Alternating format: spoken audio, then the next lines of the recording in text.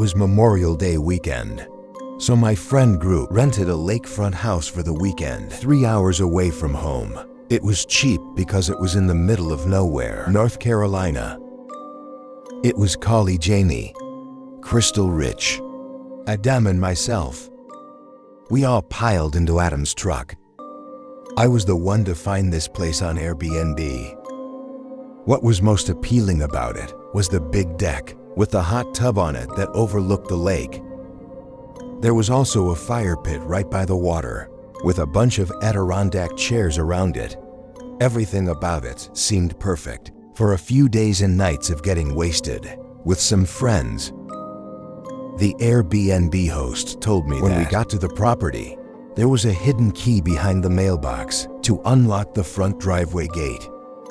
The driveway was made of gravel and dirt, and it cut through a small opening in the woods, bringing us slightly uphill to a bigger opening where the house was.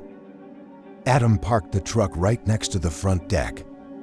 The deck wrapped around the entire house. It was pretty cool.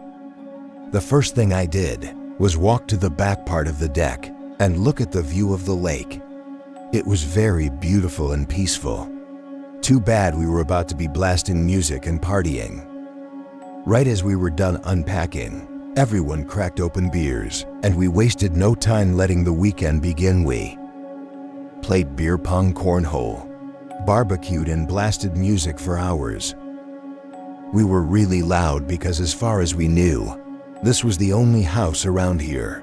It's not like there were any nearby neighbors to complain. The phone connection out there was very spotty, so we really were just living in the moment, socializing with each other, not distracted by social media and whatnot. As it was getting darker, and we were sitting by the fire pit, we all got startled when a voice came from the edge of the woods. It was some middle-aged woman with short hair. She started yelling at us to lower the music. So someone lowered the volume of the music, and the woman started more or less lecturing us, saying how out-of-towners always come here and litter in the lake and create nothing but noise. She seemed like genuine white trash. I apologized on behalf of all of us, and one of the girls asked the woman if she lived nearby and if she could hear the music. The woman responded, still in a yell, that she couldn't even hear herself think. She didn't acknowledge the other question regarding if she lived nearby. Then she just walked away into the woods, like literally into the dark woods. It was so strange. When we were sure she was out of earshot, we all erupted into laughter. As bizarre as the encounter was, we had to make light of it.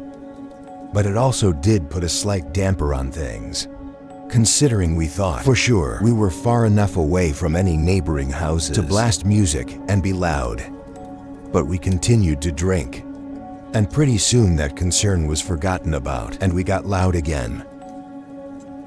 Some immeasurable amount of time passed before a song ended, and it went quiet for a second, and we heard a voice calling out from the lake. We paused the music and listened, and sure enough, a voice was calling out for help in the middle of the lake. We all looked at each other nervously. I stood up and went to the water and yelled out, "Who's out there? Are you in the water?" The voice called back, "Yes, help." Adrenaline started to kick in. There was a kayak leaned up against the deck by the water with 2 sets of paddles. Adam and I agreed to paddle out there in an effort to save whoever was out there. We yelled out at them to keep calling out. But as we got in the water, the calls seemed to get further away, no matter how deep we got into the lake. After like 5 to 10 minutes of rowing out to the complete darkness of this lake, calling out repeatedly for that man we heard, it was just utter silence. All we could see were the lights from the house sitting at the edge of the lake, and then just darkness in every other direction. It was only the sound of the light, splashes of water, and then screams. Female screams coming from the direction of the house. They sounded gut-wrenching, like genuine screams of danger. It sounded like more than one, at least two of the girls' screams. We immediately started paddling back, even more panicked now. The screams stopped long before we got back to the shore. We screamed out for our friends, but we checked inside and outside of the cabin, and all four of them were gone, vanished without a trace. We tried texting and calling them, but we had no bars, of course. Adam's truck was still there, so we took it and drove up the road looking for the nearest neighboring house, and we found it a similar opening in the woods that led up a hill and onto a property where we saw a house with the lights on. We went to ring the doorbell multiple times. No one ever answered. We went to look through one of the windows in the front, and what we saw sent chills up my spine. We could see clear as day into the living room. There was a lamp on in the corner, and in the middle of the room, somewhat close to the window, was that trashy woman we saw who came and yelled at us before. She was standing still doing nothing, just facing the window looking out at us. She had a borderline angry-looking expression. We yelled asking for help, but when she wouldn't move, we were too creeped out to stay there and left. As we got back in the truck, about to drive to another house, my phone started vibrating and it was Rich calling me. Thank God I picked up and asked where they were. What happened, but I could barely get a word in. As Rich said, there were two men with axes in their hands, wearing masks over their heads, walking towards them out of the woods. Hence why the girls screamed, and they all ran away down the road. One of them was currently on the phone with 911, and they were waiting it out in the woods, right on the side of the road. It wasn't long after that the call disconnected, and I wasn't able to reach him again. So we waited on the side of the road, not far from the house, and when we finally saw flashing lights coming down the road, we waved them down and asked them to help us find our friends first. So we drove up the road until we saw our friends come out from the woods, waving their hands. We scooped them up and followed the police back to the house.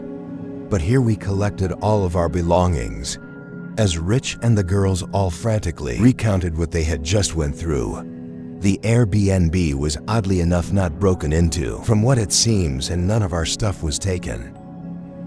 There was no sign of any men with axes. We also told of the cries for help in the lake, which I believe prompted a search team coming to the scene, but by then we were already long gone out of that place. We never looked back after much persistence.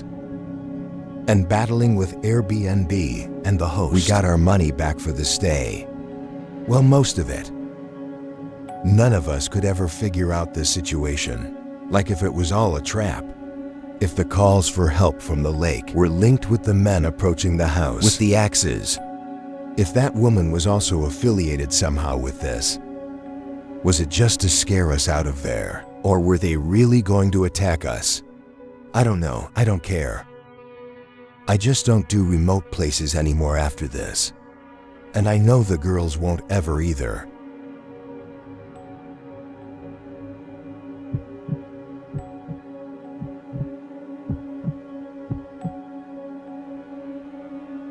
It was Memorial Day weekend of 2021. The world was recovering from COVID. Everyone was looking to celebrate. That included my friends and I. Our friend Jacob has a really nice big boat. Well, his dad has a big nice boat, but Jacob gets to use it. The lucky bastard was born into a lot of money. We do reap some benefits from being friends with him, though. Out in the bay was a big boat meetup planned for Memorial Day. So our core group, Tony, Mikey, and I all met up at Jacob's house on the water, and we took the boat out from there to meet up with Jacob's other boat friends. There were a bunch of boats tied together in a shallow part of the bay, and everyone was hopping from boat to boat and walking around in the water with drinks in hand. I was getting really drunk along with everyone else, and unfortunately, I'm including Jacob. No one really realized until it was too late that he had way too much to drink and he was not okay to drive the boat back home. I told him to sleep it off in the cabin. So he went down to sleep. It started to get dark. After so many hours of drinking and mingling with other boat people, and one by one the other boats left. We were the last boat left, just the four of us. I went to go check on Jacob, and he was knocked out still. We had to stall for hours with each other until he finally woke up, and he did seem more sober now. So he started to slowly drive the boat back in the direction of his canal. On the way, we noticed the lights of another boat. Seemingly following us, Jacob started freaking out, thinking it was the Bay Police. He didn't want to do anything suspicious, like speeding up or slowing down, anything that might draw attention. So we kept our speed steady. We made it to the canal, and he lives about 5 minutes up the canal. The boat behind us was still following us up the canal. Jacob was really starting to freak out, worried he'd get a DUI and lose his license, and, of course, his dad killing him. The canal's a no-wake zone, so we had to slow it down even more as we went down the canal. The boat behind us was catching up to us. At this point, we were fully expecting the boat to be a police boat. We started discussing a story to stick to that. We took the boat out and just hung out on the bay. We started hiding all the beer cans, ready to lie completely about having had any beer. We got to Jacob's dock, and he looped the boat around to align it next to it. He did it pretty smoothly for someone who was intoxicated. The boat that was telling us the entire time approached, and as it began to pass us, we realized it wasn't a police boat at all. It was just a random boat. And Jacob said out loud, "Who the fuck is this?" He knows everyone on his canal, and he said he'd never seen that boat. As it directly passed us, we saw 3 men standing on the back of the boat. Looking at us, it was honestly in a very aggressive way. Jacob taunted them and said, "What?" None of them responded. Their boat passed us, and they continued to watch us. While we were all relieved it wasn't the police, Jacob was now nervous as to why they followed us all the way down the canal when they don't even live on this canal. I said perhaps it's someone visiting a friend's house for Memorial Day, and he reluctantly agreed and said, could be he tied up the boat to the dock. And we helped the best we could. He said he'd clean it tomorrow. We all went inside of his house. His parents weren't home this weekend. He had the place to himself. So we suggested throwing a last-minute pool party, but it was already like 10 o'clock, and there wasn't really any chance of throwing anything that last minute, so the 4 of us went back outside to just hang by the pool, continuing to drink, with all of us planning on crashing at Jacob's place for the night. That boat passed by the house again within maybe 10 minutes, and that's when we really got suspicious. The men on the boat again stared at us, and this time Jacob said nothing. The night became a daze at some point after this. My memory gets really foggy as I guess I blacked out. The next thing I remember is waking up with extreme cotton mouth in the middle of the night. At first I thought the unbearable thirst I was feeling was what caused me to suddenly wake up, but I was very wrong. I looked around the room and saw Tony and Mikey on the couch as well, sleeping. I went to the kitchen to drink some water from the faucet like a water fountain. That's how thirsty I was, but in the kitchen, I was met with someone else dressed in a cliché, all-black robbery outfit, including a black ski mask. And he was clear as day holding a gun. I didn't scream. He aimed the gun at me and told me not to make a sound. An unexplainable feeling, knowing that my existence could have ended at any given moment and everything would turn black, washed over my body. He said to me in a quiet voice, "Where is the owner of the house?" I whispered, "I don't know." He asked me where the owner's bedroom is, and I shakily said upstairs. He had me lead him upstairs, as he was behind me with a gun to my back. He threatened to shoot me if I made any sudden moves or calls for help. It was when I got to the top of the stairs that I realized there were two men behind me. Not just one, both of them in the same all-black robbery attire. I really didn't want to, but I led them to Jacob's room, where he was passed out sleeping as well. The two men shut the bedroom door and had me wake Jacob up without making a commotion. Jacob came to reality, looking around the room and momentarily freaking out, before one of the men got closer to him with a gun in his face, telling him to be quiet.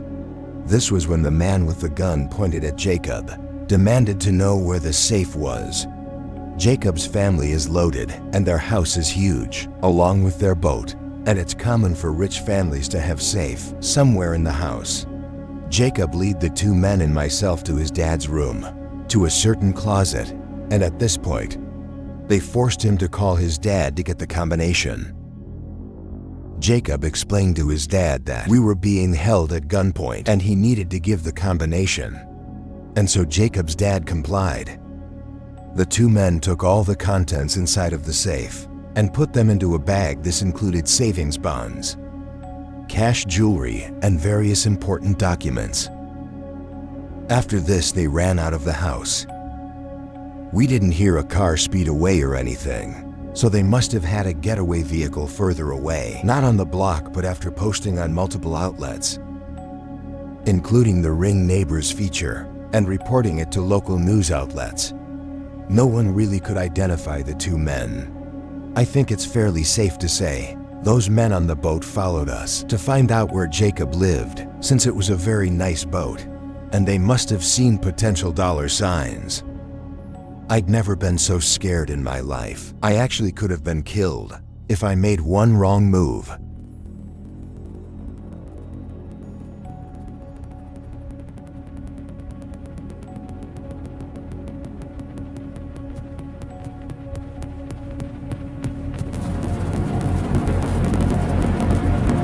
Thank you so much for watching. I hope you enjoyed the video. Don't forget to like and subscribe for more content. Thank you.